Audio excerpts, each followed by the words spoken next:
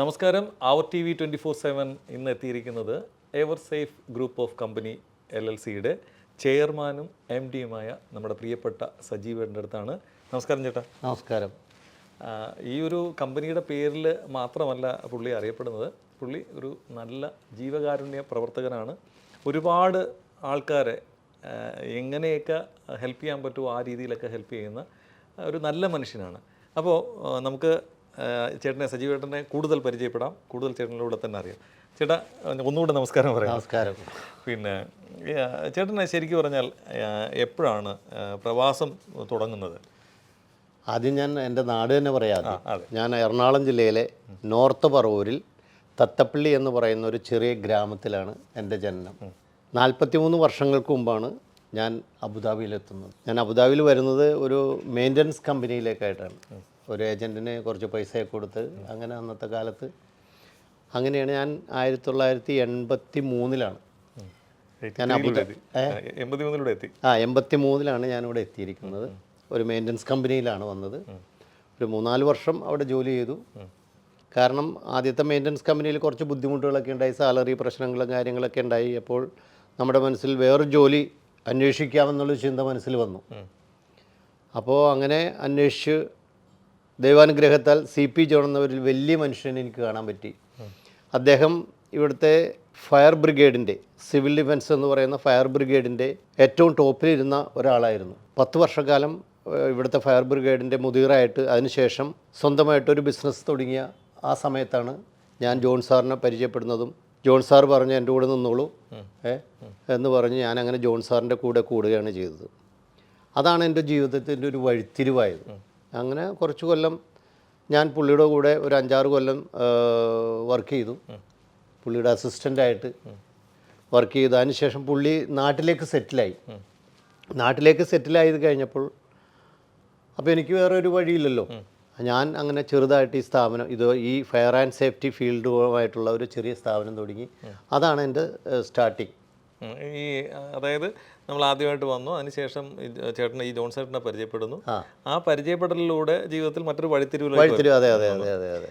വീണ്ടും ആ പുള്ളി ഇവിടെ നിന്ന് പോകുമ്പോഴേക്കും ചേട്ടന് വേറൊരു, അതായത് എനിക്ക് എൻ്റെതായ രീതിയിൽ ഒന്ന് ചെയ്യേണ്ട. അതെ അതെ, ആ ഫീൽഡ് തന്നെ ഞാൻ തിരഞ്ഞെടുത്തു. ഞാൻ ആ ഫീൽഡ് തന്നെ തിരഞ്ഞെടുത്തിട്ട് പുള്ളി നാട്ടിൽ സെറ്റിലായി. അപ്പോൾ ആ ഫീൽഡ് തന്നെ തിരഞ്ഞെടുത്ത് പുള്ളിയുടെ ഒരു പിൻഗാമിയായി ഞാൻ. അങ്ങനെയാണ് ഒരു ചെറിയ സ്ഥാപനം തുടങ്ങിയത്. അങ്ങനെ കുറച്ച് നാൾ കഴിഞ്ഞു. അങ്ങനെ നല്ല രീതിയിൽ മുന്നോട്ട് പോയി. ശരിക്കും ഈ എവർ സേഫ് എന്ന സേഫ്റ്റി കമ്പനി ആ പേര് തന്നെയാണോ ആദ്യമേ? അല്ല, ആദ്യം വേറൊരു പേരിലായിരുന്നു ഞാൻ തുടങ്ങിയിരുന്നത്. വേറൊരാളായിട്ടായിരുന്നു തുടങ്ങിയിരുന്നത്. പക്ഷേ അത് നമ്മൾ ആ പാർട്ട്ണർഷിപ്പ് മാറ്റി. ഇപ്പോൾ 14 കൊല്ലത്തിന് മുമ്പ് ഞാൻ ആ പാർട്ട്ണർഷിപ്പ് മാറി. 14 കൊല്ലമായി. ഇപ്പോൾ ever safe fire and safety എന്ന് പറഞ്ഞിട്ട് തുടങ്ങിയിട്ട് 14 കൊല്ലമായി. ഇപ്പോൾ എനിക്ക് 2 സ്ഥാപനമുണ്ട്. എവർഗ്രീൻ സേഫ്റ്റി എക്യുപ്മെൻ്റ് ഉണ്ട്, ever safe fire and group of കമ്പനിയാണ് ഞങ്ങൾ. എവർ സേഫ് ഫയർ ആൻഡ് സേഫ്റ്റിയുടെ ഗ്രൂപ്പ് ഓഫ് കമ്പനിയാണ്. അതിൽ ഗ്രൂപ്പ് ഓഫ് കമ്പനിയിൽ ഒരു സ്ഥാപനമാണ് എവർഗ്രീൻ സേഫ്റ്റി അത് ട്രേഡിംഗ് മാത്രമുള്ള ഒരു സ്ഥാപനമാണ്. Ever safe fire and safety supply, installation, maintenance all over UAE ആണ്. 70-ഓളം സ്റ്റാഫ് ഉണ്ട് എനിക്കിപ്പോൾ. തെറ്റില്ലാത്ത ഒരു സ്ഥാപനമാണ് അബുദാബിയിൽ മുന്നോട്ട് പോയിക്കൊണ്ടിരിക്കുന്നത്. ഈ 43 വർഷമായിട്ട് ചേട്ടൻ ഇവിടെയുണ്ട്. 43 വർഷമായിട്ട് ചേട്ടൻ ഈ പറയും പോലെ പല മേഖലയിലുള്ള ആൾക്കാർ കാണുകയും അവരുമായിട്ടുള്ള ഒരു എന്താണ് ജീവിതത്തിൽ നമുക്ക് അങ്ങോട്ട് സപ്പോർട്ട് ചെയ്യാൻ പറ്റിയ മേഖലകൾ സപ്പോർട്ട് ചെയ്തിട്ടുണ്ടാവും. ഈ 43 വർഷത്തെ എങ്ങനെ ചേട്ടൻ നോക്കി കാണുന്നു? ആദ്യമായിട്ട് എനിക്ക് നന്ദി പറയേണ്ടത് ഈ പുണ്യഭൂമിയോടും ഇവിടുത്തെ ഭരണാധികാരികളോടുമാണ്. കാരണം ഞാൻ എല്ലായിടത്തും എവിടെയും പറയുന്ന ഒരു കാര്യമാണ്, ഞാനൊരു പാൻറ്റും ഷർട്ടും ഇട്ട് അബുദാബിയിൽ വന്ന ആളാണ്. എന്നെ ഈ നിലയിൽ എത്തിച്ചത് അബുദാബിയിലെ ഭരണാധികാരികളുടെ സഹായം കൊണ്ടാണ്. സുഖവും ദുഃഖവും ഞാനിവിടുന്ന് അനുഭവിച്ചെങ്കിലും ഒന്നുമില്ലായ്മയിൽ നിന്ന് വന്ന ഒരാൾ ഇത്രയും നിലയെത്തുക എന്ന് പറഞ്ഞാൽ ഈ പുണ്യഭൂമിയുടെ ഒരു വരദാനമാണ്. എൻ്റെ ഒരു രണ്ടാനമ്മയാണ് അബുദാബി അല്ലെങ്കിൽ UAE. അപ്പോൾ ഈ നാടിനോട് എനിക്കും എൻ്റെ കുടുംബത്തിനും പ്രത്യേക ഒരു കടപ്പാടാണുള്ളത്. കാരണം ഞാൻ ഒന്നുമില്ലായ്മയിൽ വന്ന ആളാണ്. ഞാൻ കാശ് കൊണ്ട് വന്ന് ബിസിനസ് ചെയ്ത ആളല്ല. ഞാൻ 10 പൈസയില്ലാതെ ഇവിടെ ഇറങ്ങിയ ആളാണ്. അപ്പോൾ ഈ നിലയിലെത്താൻ സാധിച്ചു. തെറ്റില്ലാത്ത രീതിയിൽ എൻ്റെ മോൻ ഒരു എൻജിനീയറായി, മോളൊരു ഡോക്ടറായി. അപ്പോൾ ആ സ്ഥിതിയിലൊക്കെ തെറ്റില്ലാത്ത സിറ്റുവേഷനൊക്കെ നാട്ടിലുണ്ട്. അപ്പോൾ അതിനൊക്കെ കാരണം ഈ പുണ്യഭൂമിയാണ്. അപ്പോൾ ഈ നാടിനോടും ഇതിൻ്റെ ഭരണാധികാരികളോടും എനിക്കും എൻ്റെയും കുടുംബത്തിൻ്റെയും നന്ദി പ്രത്യേകം രേഖപ്പെടുത്തുകയാണ് ഈ അവസരത്തിൽ. തീർച്ചയായിട്ടും. അല്ല അത് ചേട്ടൻ്റെ ഒരു കഠിന പ്രയത്നം കൂടെയാണ് ചേട്ടൻ ഈ ഒരു നിലയിലെത്തിയത്. കാരണം ഒരുപാട് പേര് പ്രവാസത്തിലേക്ക് വന്നിട്ടുണ്ട്. അപ്പം സിഗ്നിഫിക്കൻ്റ് ആയിട്ട് എന്തെങ്കിലും ആയിട്ടുണ്ടെങ്കിൽ അതിൽ നമ്മുടെ അതെ, കഠിനാധ്വാനമില്ലാതെ ഒരു പ്രസ്ഥാനം മുന്നോട്ട് പോകില്ല. ഞാനിപ്പോഴും 16 മണിക്കൂർ വർക്ക് ചെയ്യുന്ന ഒരാളാണ് ഇപ്പോഴും, 43ാമത്തെ വർഷത്തിലും. പക്ഷേ എനിക്ക് ബിസിനസ് എന്ന് പറയുന്ന ഒരു ക്രേസാണ്, എനിക്കിഷ്ടമാണ് ബിസിനസ്. അതുകൊണ്ട് ഇന്നും ഞാൻ 16 മണിക്കൂർ വർക്ക് ചെയ്യുന്ന ഒരാളാണ്. മനസ്സിലായേ? 60-70ഓളം പേര് എൻ്റെ കൂടെ ജോലി ചെയ്യുന്നുണ്ട്. തെറ്റില്ലാതെ മുന്നോട്ട് പോകുന്ന ഒരു ചെറിയ സ്ഥാപനം, വലുതെന്ന് പറയുന്നില്ല, ചെറിയൊരു സ്ഥാപനമാണ് എൻ്റേത്. കുഴപ്പമില്ല. പിന്നെ ആൾ ഓവർ UAE ആയിട്ട് ഞങ്ങൾ വർക്ക് ചെയ്യുന്നുണ്ട്. ബിൽഡിംഗ് രംഗത്തെ സേഫ്റ്റിയുടെ ഒരു കമ്പനിയാണ്. ഈ സേഫ്റ്റിയിലേക്ക് വരാനുള്ള കാരണം ആ ജോൺസേട്ടനെ പരിചയപ്പെട്ട ജീവിതത്തിൽ അവിചാരിതമായിട്ട് വന്നാണ്. നമ്മൾ ആ മേഖലയുമായിട്ട് യഥാർത്ഥത്തിൽ ഒരു ബന്ധമില്ല. ഇല്ല, ഞാനൊരു മെയിൻ്റനൻസ് കമ്പനിയിൽ വന്ന ആളാണ്. മനസ്സിലായി? മെയിൻ്റനൻസിൻ്റെ ഒരു സൂപ്പർവൈസറായിട്ടാണ് ഞാൻ അവിടെ നിന്നിരുന്നത്. അവിചാരിതമായിട്ടാണ്, സാഹചര്യങ്ങൾ കൊണ്ട്, അന്നത്തെ ആ കമ്പനിയിലെ സാഹചര്യങ്ങൾ കൊണ്ടും ഒക്കെ കൊണ്ടാണ് നമ്മൾ വേറൊരു ഫീൽഡിലേക്ക് വന്നത്. അത് നമ്മളുടെ ഒരു ഭാഗ്യമായിട്ട് തന്നെയാണ് ഞാനിപ്പോൾ കരുതുന്നത്. അല്ലെ, ആ ഫീൽഡിലേക്ക് വന്നിരുന്നെങ്കിൽ ചിലപ്പോൾ എന്താവുമെന്ന് നമുക്ക് തന്നെ അറിയില്ലായിരുന്നല്ലോ. ഇതൊരു നല്ല ഫീൽഡാണ്. UAE സംബന്ധിച്ചിടത്തോളം, അല്ലെങ്കിൽ ഗൾഫ് രാജ്യങ്ങളെ സംബന്ധിച്ചിടത്തോളം, അല്ലെങ്കിൽ ലോകത്ത് എവിടെ സംബന്ധിച്ചിടത്തോളം സേഫ്റ്റി എന്ന് പറഞ്ഞാൽ സേഫ്റ്റി ഫസ്റ്റാണ്. അപ്പോൾ ആ ഒരു ഫീൽഡിലേക്ക് വന്നത് എൻ്റെ ഒരു ലെക്കാണെന്നാണ് ഞാൻ പറയണത്. അതെ അതെ അതെ. പിന്നെ വേറൊരു ചോദ്യം, ഞാൻ ഇടയ്ക്ക് അറിഞ്ഞതാണ് ചേട്ടൻ ഒരു സിനിമയൊക്കെ 1-2 സിനിമ എടുക്കാനുള്ള ഒരു ഇതൊക്കെ കേട്ടു. അല്ല, ഞാനൊരു കലാകാരനായിരുന്നു. കലാകാരൻ എന്ന് പറയാനല്ല, കലാസ്നേഹിയായിരുന്നു ഞാൻ. ഈ UAE വരാൻ തന്നെ കാരണക്കാരൻ ഒരു കലയാണ്. അതായത് എനിക്ക് നാട്ടിലുള്ളപ്പോൾ എനിക്കൊരു നാടക ട്രൂപ്പൊക്കെ ഉണ്ടായിരുന്നു. സ്വന്തമായിട്ടും നാടക ട്രൂപ്പൊക്കെ തുടങ്ങി. ഫൈനാൻഷ്യൽ ബാക്ക്ഗ്രൗണ്ട് വളരെ മോശമായിരുന്നെങ്കിലും എൻ്റെ ഒരു ആഗ്രഹം കൊണ്ട് ഞാൻ ഒരു പ്രൊഫഷണൽ നാടക ട്രൂപ്പ് തുടങ്ങി. അന്ന് എന്ന് പറഞ്ഞിട്ടുണ്ടെങ്കിൽ 40 പേരോളം ട്രൂപ്പിലുണ്ട്. ഇന്നിപ്പോൾ ഒരു നാടക ട്രൂപ്പ് തുടങ്ങിയാണെങ്കിൽ 10-11 പേരുണ്ടെങ്കിൽ നാടക ട്രൂപ്പ്. അന്ന് അങ്ങനെയല്ല, ഓരോന്നിനും ഓരോ ഐറ്റംസിനും തബല, ഗിത്താർ, ഹാർമോണിയം, ഇതെല്ലാം ഓരോ ഐറ്റംസാണ്, ഓരോ ആളിലാണ്. അപ്പോൾ 35-നും 40-നും ഇടയ്ക്കുള്ള ആൾ വെച്ചിട്ട് ഒരു ട്രൂപ്പ് തുടങ്ങും. അന്നത്തെ ട്രൂപ്പ് ബാലെ നാടകമൊക്കെ കൂടിയുള്ള ഒരു ഇത്. അങ്ങനെ ഒരു 5-6 കൊല്ലം ഞാൻ ആ ട്രൂപ്പായിട്ട് നടന്ന് അവസാനം കടവും കടത്തിൻ്റെ കൂടുമായി. ഒരു രക്ഷയില്ല. പ്രോഗ്രാമൊക്കെ സക്സസ് ആണ്. ഓരോ സ്ഥലത്ത് പോയി നമ്മൾ പ്രോഗ്രാമൊക്കെ അടിച്ച് പൊളിച്ച് സക്സസ് ആയിട്ട് തിരിച്ചു വരുമ്പോൾ പാർട്ടിക്ക് കൊടുക്കാൻ കാശുണ്ടാവില്ല. ബാധ്യതകൾ കൂടി കൂടി കൂടി അവസാനം നാട്ടിൽ നിൽക്കാൻ പറ്റാത്തൊരു സ്ഥിതിയായി. കടം. അങ്ങനെ ചിന്തിച്ചതാണ് ഇവിടുന്ന് രക്ഷപ്പെടണം, നാട്ടിൽ നിന്ന് രക്ഷപ്പെടണം എങ്ങാടെങ്കിലും. കാരണം നാട്ടിൽ ഇറങ്ങാൻ പറ്റാത്തൊരു സ്ഥിതിയായി. കാരണം അങ്ങാടി എന്ന കാശ് കടക്കാരെ കാണുന്നു, ഇങ്ങാടി എന്ന കടക്കാരെ കാണുന്നു, അങ്ങനെ ഒരു സ്ഥിതിയായി. അത് നമ്മൾ മനഃപൂർവ്വം ചെയ്തല്ല, ഇങ്ങനെ ഈ പ്രോഗ്രാം നടത്തിയിട്ട് ഉള്ള ഒരു പരിപാടിയിൽ വന്നതാണ്. അങ്ങനെയാണ് ചിന്തിച്ചപ്പോഴാണ് നമ്മുടെ അടുത്ത നാട്ടുകാരൻ ഒരു ഗൾഫിലേക്ക് കൊണ്ടുണ്ടെന്ന് അറിഞ്ഞ് ആ കെയർ ഓഫിലാണ് ഇവിടെ എത്തിയത്. അപ്പോൾ ഒരു നിമിത്തമാണ് കല. എൻ്റെ ഒരു ജീവിതത്തിൻ്റെ ഒരു നിമിത്തം കൂടിയാണ്. ഒരു വഴിത്തിരിവ് അതും കൂടിയുണ്ട് എനിക്ക്. അല്ലെങ്കിൽ ഞാനിവിടെ വരില്ല. ബാധ്യത വന്നില്ലെങ്കിൽ ഒരു കാരണവശാലും ഞാൻ വരില്ല. മനസ്സിലായ? അപ്പോൾ അതുകൊണ്ട് കല ഒരു നിമിത്തമാണ്. അതുകൊണ്ട് ഞാൻ ഇന്നും കലയെ സ്നേഹിക്കുകയും എന്നെക്കൊണ്ടാവുന്ന പ്രോത്സാഹനങ്ങൾ എല്ലാവർക്കും, കലയുമായി ബന്ധപ്പെട്ട എല്ലാവർക്കും എന്നെക്കൊണ്ടാവുന്ന പ്രോത്സാഹനങ്ങൾ ഞാൻ ചെയ്യുന്നുണ്ട്. ഇവിടെ വന്നതിന് ശേഷം നാടകത്തിലോ അല്ലെങ്കിൽ അങ്ങനെ എന്തെങ്കിലും അഭിനയിക്കുകയോ ഉണ്ടായോ? ഇല്ല, അവിടുന്ന് വിമാനം കയറിയിട്ട് പിന്നെ നമ്മൾ പ്രോത്സാഹനം മാത്രമേ ഉള്ളൂ, അല്ലാണ്ട് ഇൻവോൾവ് ഇല്ല. പ്രോത്സാഹിപ്പിക്കുക, എന്നെക്കൊണ്ടാവുന്ന രീതിയിലുള്ള എല്ലാ പ്രോത്സാഹനങ്ങളും എല്ലാ കലാകാരന്മാർക്കും ഞാൻ കൊടുക്കുന്ന ആളാണ്. പക്ഷേ ഇൻവോൾവ് ആവാറില്ല ഒന്നിലും. ഇതുവരെ ഈ 43 വർഷമായിട്ടും ഇല്ല. അല്ല, ഈ പറയുമ്പോൾ സിനിമയെക്കുറിച്ചൊരു വാക്ക് കേട്ടു, ചേട്ടൻ സിനിമയിലേക്ക് പോവുകയാണെന്നൊക്കെ ഉണ്ട് ഒരു സമയത്ത്. അതെ, ഞാനൊരു 1-2 അറ്റംപ്റ്റ് നടത്തിയതാണത്. ഒന്ന് നമ്മുടെ ബഹുമാനപ്പെട്ട ഡയറക്ടർ ജയരാജ്, പിന്നെ ഒന്ന് നമ്മുടെ ബാലേന്ദ്ര മേനോൻ. പക്ഷെ അതൊക്കെ ലാസ്റ്റ് നിമിഷം വന്നപ്പോൾ അത് വേണ്ടാന്ന് വെച്ച് വിഡ്രോ ചെയ്തു. അതേതായാലും ഒരു പക്ഷേ എന്ത് തോന്നുന്നു, നല്ലതാണെന്നോ അതോ? തീർച്ചയായിട്ടും 110%. കാരണം നമ്മൾക്ക് പറ്റിയ ഫീൽഡ് അല്ല ഒന്നും. മനസ്സിലായേ? നമ്മളൊരു ചെറിയ ബിസിനസ്സും കൊണ്ട് നടന്ന് അരി മേടിക്കാന്നുള്ള ഒരു ലക്ഷ്യത്തിൽ അതാണ് നല്ലത്. ഫിലിം ഫീൽഡൊക്കെ എന്നെ സംബന്ധിച്ച് പറ്റിയതല്ല. അത് നമ്മൾ പിന്നീടാണ് മനസ്സിലാക്കിയത്. പക്ഷെ അന്നത്തെ ആ ഒരു ഇതുകൊണ്ട് അവർ വന്ന് സ്നേഹപൂർവ്വം നമ്മളോട് സംസാരിച്ചപ്പോൾ നമ്മളതിന് നോക്കിയതാണ്, പക്ഷേ അത് നമ്മൾ വിഡ്രോ ചെയ്തു. ഓക്കെ. അപ്പം കലയുമായിട്ട് ബന്ധപ്പെട്ട് ചെറിയ ചെറിയ, അതായത് കലാകാരന്മാരെ നമ്മൾ സപ്പോർട്ട് ചെയ്യുന്നുണ്ട് തീർച്ചയായിട്ടും. എന്ന് വിചാരിച്ച് നമുക്കൊരു സിനിമ എടുക്കണമെന്ന് അല്ലെങ്കിൽ സിനിമയിലോട്ട് അങ്ങനെ ഒരു ആഗ്രഹമൊന്നും ഇല്ല ഇല്ല ഇല്ല ഇല്ല, ഒരിക്കലും ഇല്ല, ഒരിക്കലും ഇല്ല. പിന്നെ ഓരോ കാൽവയ്പ്പുകളും ഓരോ ഇതും കഴിയുമ്പോഴും ഇപ്പം ചെറിയ ചെറിയ ബിസിനസ്സുമായിട്ടാണ് സ്റ്റാർട്ട് ചെയ്തത്. അതെ അതെ, ആ സ്റ്റാർട്ട് ചെയ്ത് ഇപ്പോഴും ചെറുത് തന്നെയാണ്. അല്ല ഇപ്പം ചെറുതെന്ന് ചേട്ടാ പറയും, ഞാനൊന്നും ഇപ്പോഴും ചെറുതാണ്, ഇപ്പോഴും ചെറുതാണ്. ചെറുതല്ല. അത്യാവശ്യം 10-70 പേര് ഡയറക്റ്റ് സ്റ്റാഫായിട്ടുണ്ട്, അല്ലാതെ അതിൽ കൂടുതൽ പേര് ഇൻഡയറക്റ്റ് ആയിട്ടുണ്ട്. സബ് കോൺട്രാക്ട് ഒക്കെ ആയിട്ടുണ്ട്. അപ്പം അതൊരു കുഴപ്പമില്ലാത്ത രീതിയിൽ മുന്നോട്ട് പോകുന്ന ഒരു സ്ഥാപനമാണ്. അതെ അതെ അതെ, ദൈവാനുഗ്രഹം കൊണ്ട്.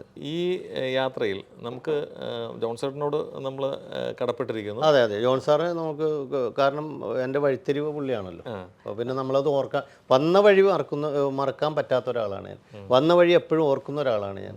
കാരണം എനിക്ക് കിട്ടുന്ന വരുമാനത്തിൽ ഒരു 0.1% ഞാൻ ചാരിറ്റി ആയിട്ടും പാവങ്ങൾക്കായിട്ടും കൊടുക്കുന്ന ഒരാളാണ്.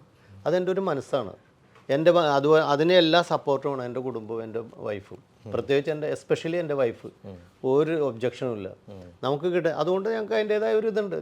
അതുകൊണ്ടാണല്ലോ നമ്മളൊന്നുമില്ലായ്മയെന്ന് ഇവിടെ വരെ എത്തിയത്. നാട്ടിൽ എന്നെ കൊണ്ടാവുന്ന രീതിയിലുള്ള ചാരിറ്റികളൊക്കെ ചെയ്യുന്നുണ്ട്. അതെ, അത് പറഞ്ഞപ്പോഴാണ് ചേട്ടൻ ജീവകാരുണ്യ പ്രവർത്തനങ്ങൾ ചെയ്യുന്നുണ്ട്. പിന്നെ ഇപ്പം ഈ കഴിഞ്ഞ നോമ്പ് സമയത്ത് തന്നെ വളരെ നല്ല രീതിയിൽ ഒരു നോമ്പ് തുറ നാട്ടിൽ സംഘടിപ്പിച്ചു എന്ന് പറഞ്ഞിട്ട് ഞാനത് വായിച്ചു. അത് അപ്പോൾ എൻ്റെ ഒരു ജീവിതത്തിലൊരു ആഗ്രഹം, അതായത് എൻ്റെ ഒരു ഞാനൊരു പെരവണത് 9 വർഷം കൊണ്ടാണ് അത് പൂർത്തീകരിക്കാൻ പറ്റിയത്. ചില കൊറോണ, പിന്നെ പ്രളയം, പിന്നെ കോൺട്രാക്റ്റ് ആയിട്ടുള്ള ഇഷ്യൂസ്, അങ്ങനെ കുറേ പ്രോബ്ലംസ് ഒക്കെ ആയിട്ട് 9 കൊല്ലം കൊണ്ടാണ് ഞാനത് പൂർത്തീകരിച്ചത്. അപ്പോൾ അതെൻ്റെ ഒരു ആഗ്രഹം നല്ലൊരു രീതിയിൽ നടത്തണം എന്നുള്ളൊരാഗ്രഹമായിരുന്നു.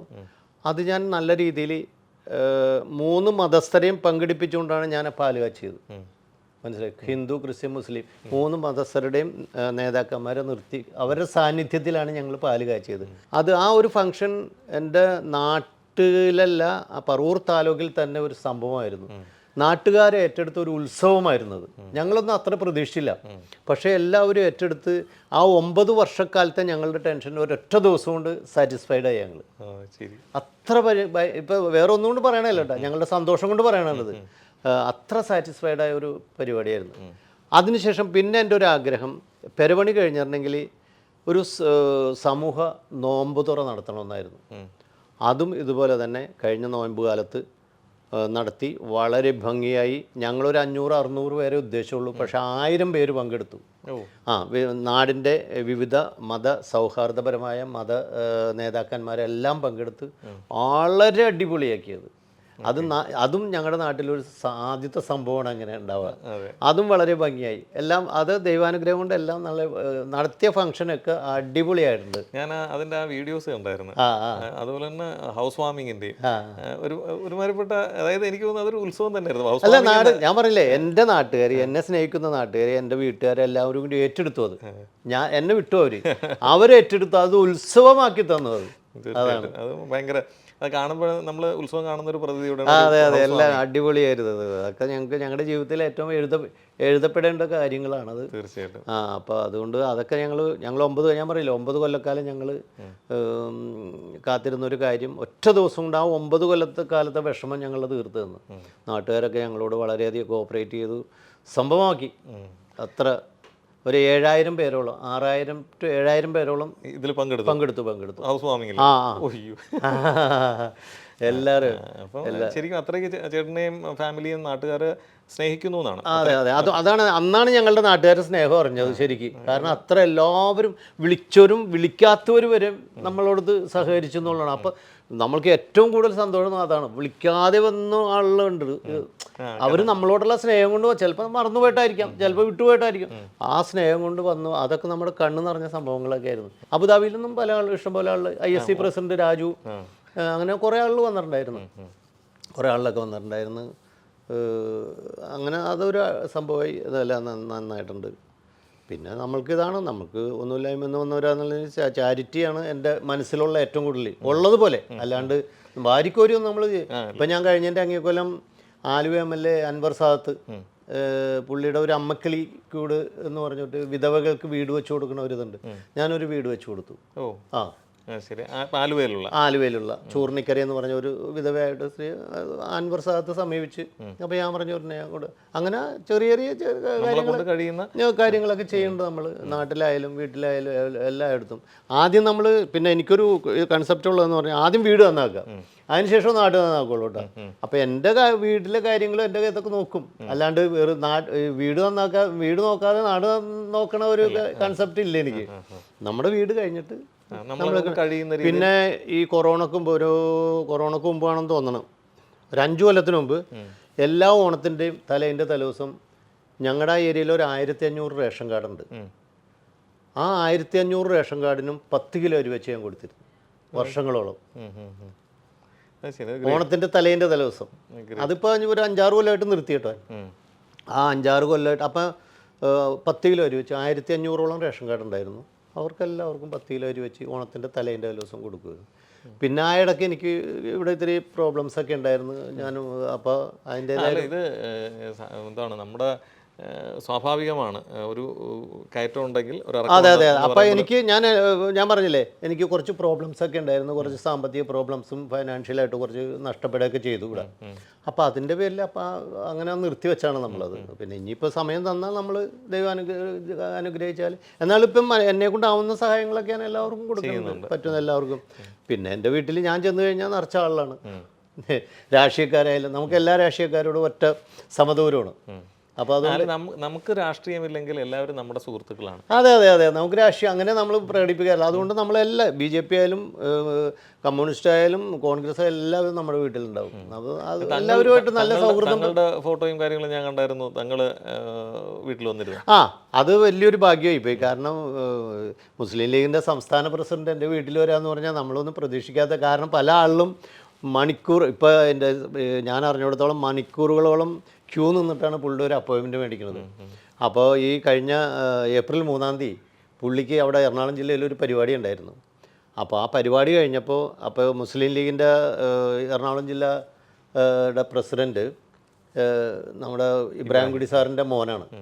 അപ്പോൾ പുള്ളിയായിട്ടുള്ള ആ ബന്ധത്തിൻ്റെ പേരിൽ എൻ്റെ സുഹൃത്തുക്കളൊക്കെ അറേഞ്ച് ചെയ്തിട്ട് പറഞ്ഞ് ഒരു കാര്യം നമുക്കൊരു ലഞ്ച് കൊടുക്കാൻ വീട്ടിൽ നിന്ന് പറഞ്ഞ്, സന്തോഷത്തോടുകൂടി സ്നേഹത്തോടുകൂടി നമ്മളത് ഏറ്റൊക്കെയാണ് ചെയ്തത്. അങ്ങനെ 3-ാം തീയതി വന്നു, ലഞ്ചൊക്കെ കഴിച്ച്. അപ്പോൾ അവർക്ക് 6 മണിക്കായിരുന്നു അടുത്ത പരിപാടി. അപ്പോൾ ഒരു 2.5 മണിക്കൂർ എൻ്റെ വീട്ടിൽ റെസ്റ്റ് എടുത്തു. അതാണ് ഞങ്ങൾക്ക് ഏറ്റവും വലിയൊരു സന്തോഷം എന്ന് പറഞ്ഞാൽ അതൊക്കെയാണ്. കാരണം അത്ര തിരക്കുള്ള ഒരാളാണ് ആ ആൾ. നമ്മുടെ വീട്ടിൽ വന്ന് ലഞ്ച് കഴിച്ചു 2.5 മണിക്കൂർ വീട്ടിൽ ഒന്ന് റെസ്റ്റ് എടുക്കുക എന്ന് പറഞ്ഞാൽ അതൊക്കെ ഒരു നമ്മുടെ ജീവിതത്തിൽ അടിവരയിടേണ്ട കാര്യങ്ങളൊക്കെയാണ് ഞങ്ങളെ സംബന്ധിച്ച്. അതൊക്കെ വലിയൊരു കാര്യമായിപ്പോയി. പിന്നെ എല്ലാവരും പിന്നെ എന്താണ് സ്വാമി അത് ആലുവ അദ്വൈതാശ്രമത്തിലെ സ്വാമി ഉണ്ടായിരുന്നു. പിന്നെ ഹൗസ് വാമിങ്ങുമായിട്ട് ബന്ധപ്പെട്ട എല്ലാ രാഷ്ട്രീയ നേതാക്കളും മന്ത്രിമാരും രാജീവ് വന്നിരുന്നു. പിന്നെ VD സതീശൻ ഞങ്ങളുടെ MLA ആണല്ലോ, ഞാൻ പ്രതിപക്ഷ നേതാവും കൂടിയാണ്. പുള്ളി വരാറുണ്ട്, ഇടയ്ക്കിടയ്ക്ക് വരാറുണ്ട്. പിന്നെ CPIയുടെ ബിനോയ് വിശ്വം വന്നിരുന്നു.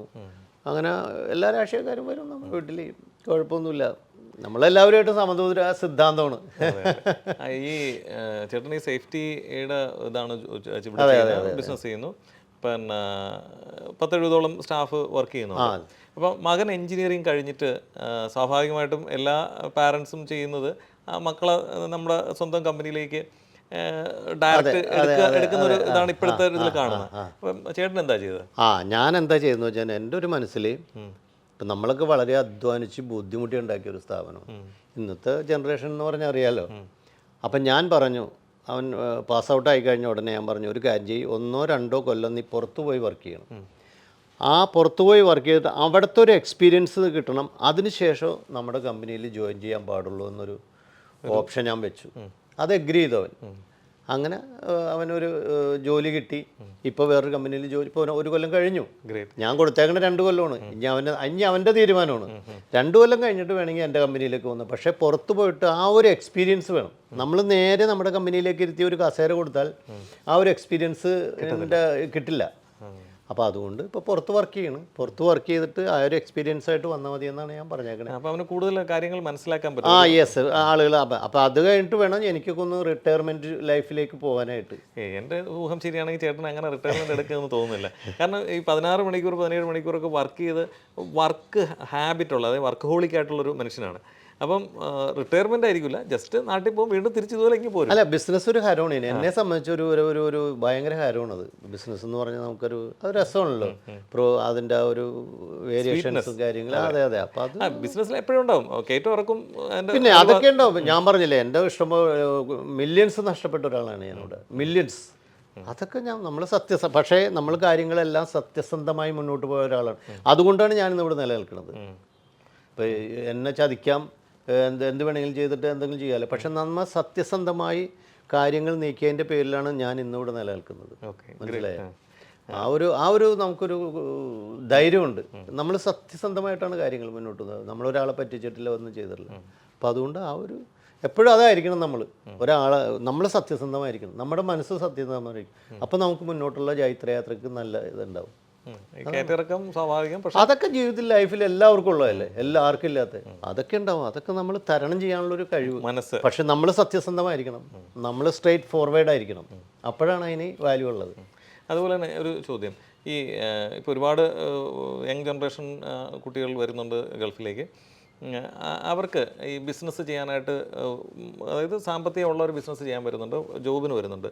ഇവർക്ക് ചേട്ടൻ്റെ എക്സ്പീരിയൻസ് വെച്ചിട്ട് ഇപ്പോഴത്തെ കാലത്ത് ആർക്കും ഉപദേശമൊന്നും വേണ്ട, പക്ഷേ ചേട്ടൻ എന്താണ് ഒരു കാര്യം പറയാനുള്ളത്? ബിസിനസ് എന്ന് പറഞ്ഞൊരു ടാലൻ്റാണ്. ആദ്യം അതാണ് വേണ്ടത് നമുക്ക്. അല്ലാണ്ട് കുറേ കാശ് കൊണ്ടിട്ടിട്ട് ബിസിനസ് ചെയ്യാൻ വിജയിക്കണമെന്നില്ല. ഇതിനൊരു ടാലൻറ്റ് വേണം ആദ്യം, മനസ്സിലായി. പിന്നെ ഒരു ടെക്നിക്കൽ കഴിവ് വേണം.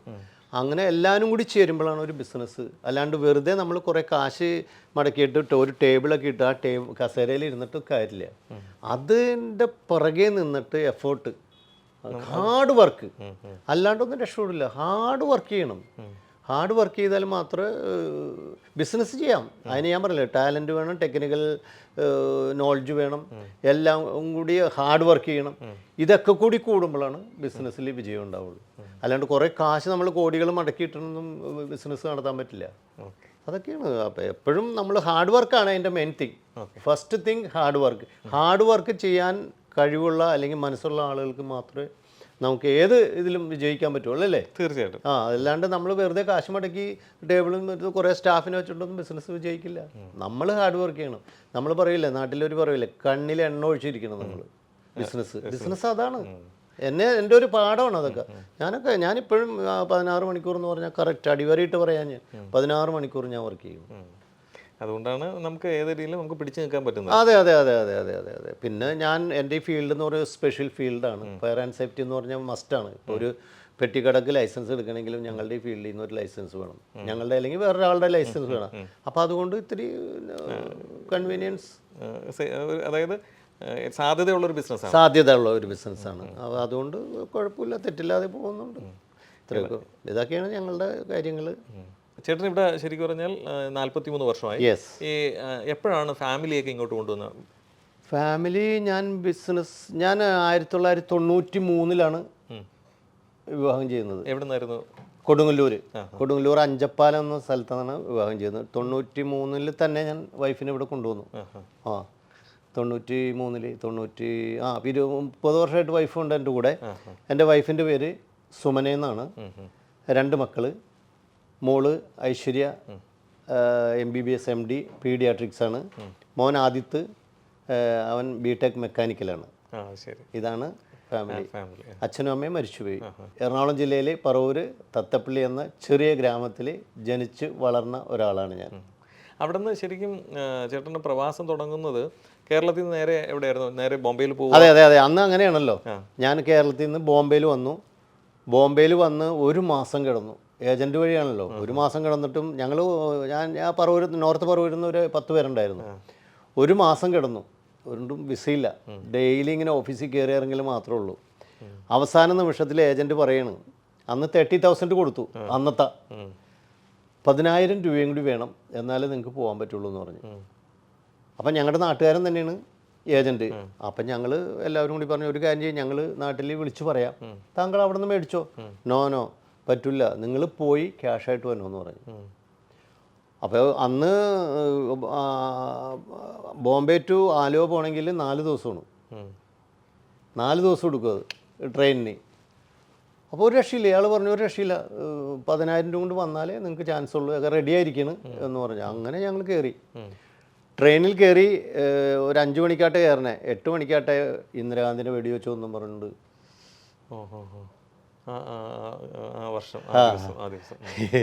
ഇന്ദിരാഗാന്ധി അങ്ങനെ ആലുവയിൽ ചെന്നപ്പോൾ ഹർത്താൽ, കംപ്ലീറ്റ് ഹർത്താലാണ്. 1-2 ആഴ്ചയായിട്ട് ഹർത്താലായിരുന്നല്ലോ.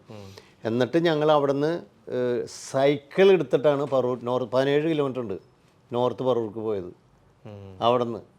എന്നിട്ട് അവിടെ ചെന്ന് അതുപോലെ തന്നെ സൈക്കിൾ എടുത്ത് ആലുവയിൽ വന്ന് ക്യാഷൊക്കെ ഒപ്പിച്ച് 10,000 രൂപ ഒപ്പിച്ച് എല്ലാവരും 6 പേരെ തിരിച്ചു വന്നുള്ളൂ. ക്യാഷൊക്കെ ഒപ്പിച്ച് അപ്പോൾ എന്ന് പറഞ്ഞാൽ 8-10 ദിവസം എടുത്തിട്ടോ. ബോംബെയിൽ വന്ന് ക്യാഷ് കൊടുത്തു. ഞങ്ങളുടെ 10 പേരിൽ ഞങ്ങൾക്ക് 4 പേർക്ക് വിസ ശരിയായുള്ളൂ. അതാണ് അബുദാബിക്ക് വന്ന 4 പേര്. ഈ 4 പേരിൽ പലരും പല ജോലിക്ക് കയറി, ഒരേ അതിൽ തന്നെ അല്ല, ഞങ്ങൾ ഒറ്റ കമ്പനി തന്നെ. അതിൽ ഏറ്റവും വലിയൊരു വിഷമം ഞങ്ങൾക്ക് ഉണ്ടായിരുന്നു, അത് എടുത്തു പറയണേ ഞാനിപ്പോൾ. അന്ന് ഞാൻ എൻ്റെ ഒരു കസിൻ ബ്രദറും കൂടി ഉള്ളത് കൊണ്ടാണ് ഇങ്ങോട്ട് പോരാന്ന് തീരുമാനിച്ചത്. അപ്പോൾ ആ കസിൻ ബ്രദറെ കൂടിയാണ് ഞങ്ങൾ പോയി കാശ് മേടിച്ച് തിരിച്ചു വന്നത്. പക്ഷേ ഈ വിസ കിട്ടിയപ്പോൾ ആ കസിൻ ബ്രദർക്ക് വിസ ഉണ്ടായിരുന്നില്ല. അതൊരു ഭയങ്കര വിഷമമായിപ്പോയി. പുള്ളി തിരിച്ചു കൊണ്ടുവന്നു. മനസ്സിലായോ? ആ ഒരു വിഷമം ഇന്നും എനിക്ക് മനസ്സിലുണ്ട്. കാരണം ഞങ്ങൾ രണ്ടുപേരും കൂടി, പുള്ളി റെഡി ആയതുകൊണ്ടാണ് ഞാൻ റെഡി ആയത്. പുള്ളിക്ക് വേണ്ടിയാണ് ഉള്ളതുകൊണ്ടാണ്. അതെ, ഞങ്ങൾ രണ്ടുപേരും. അപ്പോൾ വീട്ടുകാർക്കും അത് സന്തോഷമായി, കസിൻ ബ്രദറും ഉണ്ടല്ലോ. പക്ഷേ അന്ന് തിരിച്ച് ക്യാഷൊക്കെ ആയിട്ട് തിരിച്ചു വന്ന് റെഡിയായി. പക്ഷേ വിസ റെഡി ആയപ്പോൾ ഈ പുള്ളിക്ക് ഉണ്ടായിരുന്നില്ല, ഇദ്ദേഹത്തിന് ഉണ്ടായിരുന്നില്ല. അങ്ങനെ അതൊരു ഭയങ്കര ഒരു വിഷമമായി. ഇന്നും അതൊരു വിഷമമായി മനസ്സിലിങ്ങനെ കിടക്കേണ്ടത്. ലൈഫ് അതാണ് നമുക്ക്. അല്ല അതെ, അതില്ല, ഓക്കെ. എന്നാലും നമുക്ക് ആ ഒരു വിഷമം ഇന്നും അതൊരു ഉണ്ടെന്ന് പറയണേ. ഏതായാലും എല്ലാം നല്ലതിനായി വരട്ടെ. എല്ലാവർക്കും നല്ല ഒരു ജീവിതം ഉണ്ടാവട്ടെ, ദീർഘായുസ് ഉണ്ടാവട്ടെ. ഏതായാലും അവർ TV 24/7 ചേട്ടൻ ഇത്രയും കാര്യങ്ങൾ ഷെയർ ചെയ്യുകയും നമ്മളോടൊപ്പം ഇത്രയും സഹകരിച്ചതിൽ ഒരുപാട് നന്ദി. അല്ല, സന്തോഷമുണ്ട്. താങ്കൾ വിളിച്ചപ്പോൾ തന്നെ എനിക്ക്, നമ്മൾ വർഷങ്ങളായിട്ട് പരിചയമുള്ള ഒരാളാണ്. അപ്പോൾ അതുകൊണ്ടാണ് ഞാൻ നോ എന്ന് പറഞ്ഞിട്ടില്ല, ഇല്ലേ? അപ്പോൾ വളരെ സന്തോഷത്തോടുകൂടിയാണ് സ്വീകരിച്ചത്. ഓഫീസിൽ വന്നു ഞാൻ പറഞ്ഞു നമുക്ക് വീട്ടിൽ പോവാം. അപ്പോൾ വളരെ സന്തോഷമുണ്ട് നിങ്ങൾ വന്ന് എൻ്റെ ഒരു ബൈറ്റ് എടുത്തതിലും എല്ലാവരും വളരെ സന്തോഷമുണ്ട്. നിങ്ങൾ എന്നിൽ നിന്നും കുറച്ചറിയാൻ പറ്റി, അല്ലേ? ഇതുവരെ അറിയാൻ പറ്റാത്ത കുറച്ച് കാര്യങ്ങൾ കൂടി അറിഞ്ഞു. അപ്പം ഞാൻ അപ്പോഴും പറയണമെന്ന്, ഞാൻ വന്ന വഴി മറക്കാത്ത ഒരാളാണ്. കിട്ടുന്നതിൻ്റെ ചെറിയൊരു ശതമാനം പാവപ്പെട്ടവർക്കും മറ്റേട്ട് കൊടുക്കുന്ന ഒരാളാണ്. അതാണ് എൻ്റെ ഒരു വിജയം, മനസ്സിലായത്. അപ്പോൾ അതുകൊണ്ട് എല്ലാവർക്കും എൻ്റെ കുടുംബത്തെയും ആശംസകൾ, നന്ദി രേഖപ്പെടുത്തുന്നു. Thank you very much. This program brought to you by NK Group, Lucky Center and Lucky Department Store, Ajuman.